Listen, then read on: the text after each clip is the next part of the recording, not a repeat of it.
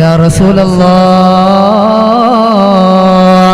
നാളെ സ്വർഗീയ ലോകത്ത് ഉന്നതമായ വിധാനങ്ങൾ അങ്ങ് വിരാജിക്കുന്ന സമയത്ത് ഇതുപോലെ അങ്ങയെ കാണാൻ കഴിയുമോ നബിയേ?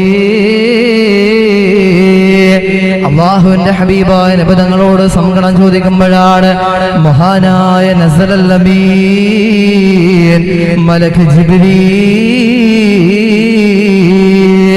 ജിബ്രീൽ അലൈഹിസ്സലാത്തു വസ്സലാം അവിടുന്ന് കടന്നു വരികയാണ്. അല്ലാഹുവിന്റെ റസൂലിന്റെ മുമ്പിൽ നാളെ സ്വർഗീയ ലോകത്ത് കടന്നു വരുമ്പോ അങ്ങ് ഇതുപോലെ കാണാൻ കഴിയുമോ എന്ന് സങ്കടം പറഞ്ഞ സൗബാൻ റളിയല്ലാഹു തആല അൻഹുവിനെ ആ ബഹുമാനപ്പെട്ടവരെ സംബന്ധിച്ചിട്ടാണ് വിശുദ്ധമായ ഖുർആന്റെ ആയത്തിറങ്ങുന്നത്. വമയ്യുതഇല്ലാഹ വറസൂൽ, ആരാണ് അല്ലാഹുവിനെ വഴിപ്പെടുന്നത്, ആരാണ് അല്ലാഹുവിന്റെ റസൂലിനെ സ്നേഹിക്കുന്നത്, ആരാണ് അല്ലാഹുവിന്റെ റസൂലിന്റെ കൂടെ നടക്കുന്നത്, ഉലൈക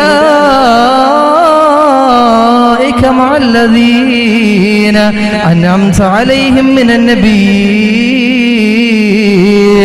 നാളെ അമ്പിയാക്കളോടൊപ്പമാണ് അവർ, നബിമാരോടൊപ്പമാണ്.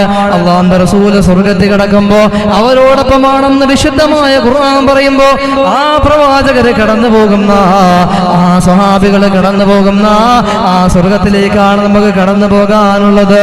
മൗലിദിലൂടെ ബുറുദയിലൂടെ നമ്മൾ നാഴികയ്ക്ക് 40 വട്ടം നമ്മൾ പറയുന്നത് അല്ലാഹുവിന്റെ റസൂലിന്റെ കൂടെ സ്വർഗത്തിൽ കിടക്കാനാണ്.